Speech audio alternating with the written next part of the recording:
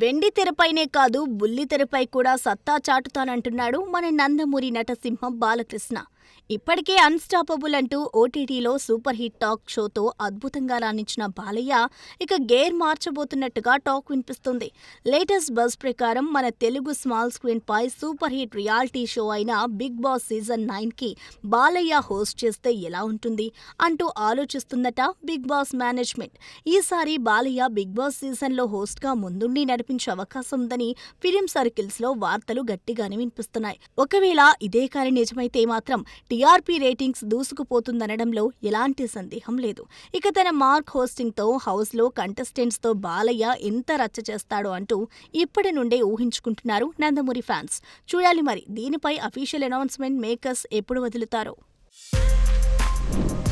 For more videos like this, subscribe Big TV channel.